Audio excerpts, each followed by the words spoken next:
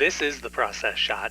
I'm Michael. I'm stuck in a haunted movie theater, and I've seen The Man with the Magic Brush, a short documentary from Nate Laverty made just last year. It's the story of Mark Hobson, a painter in Canada whose work is entirely focused upon nature and the landscapes around him. As it happens, his work allows him the opportunity to be surrounded by his inspiration, and so he lives and works from a studio that he built in the middle of a lake, oftentimes painting whatever it is that he can see directly out of his window. From this, the film becomes more of a biographical portrait of his life, delving into what brought him into nature, his painting methods, and what comes of his work after everything is all said and done. That's all probably an oversimplification of the film's overarching narrative, but it isn't far from how it all plays out. This movie is by and large a rough summary of sorts, looking at Mark's career and how his passions have taken him from working for national parks to painting them, the creation and construction of his studio and its evolution over time, and his methods of painting both from reference and from the world around him. It's a very interesting life that he's had, not only because of his unusual living conditions, but also in how he's been able to take a personal passion and make it a true profession. If there is anything the matter with this approach, though, it would be that it's all that there is to the short. It's direct to the point about its biographical approach and doesn't ever stray into any other narrative or some other story or even the perspective of others.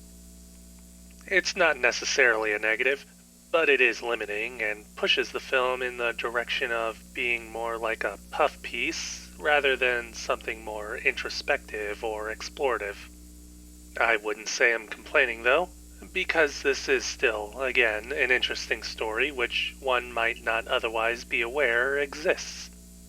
Speaking of existence, the visual presentation of the film certainly helps to emphasize Mark's perspective in a literal sense, presenting the natural world around him with a sense of majesty and wonder, casting him and his work in the same light as well.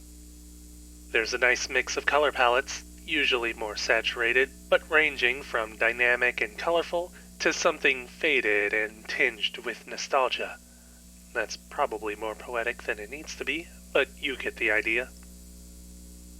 The film's cinematography is more mixed than anything, sometimes being more practical shots, but a handful of times being able to imitate the look of Mark's paintings.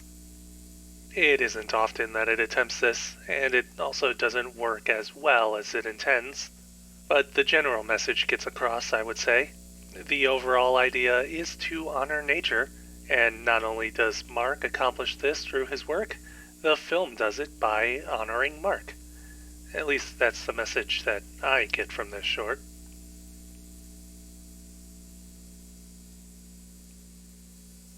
The Man with a Magic Brush, Nate Laverty, 2022. 4 stars. I'd recommend giving the film a watch.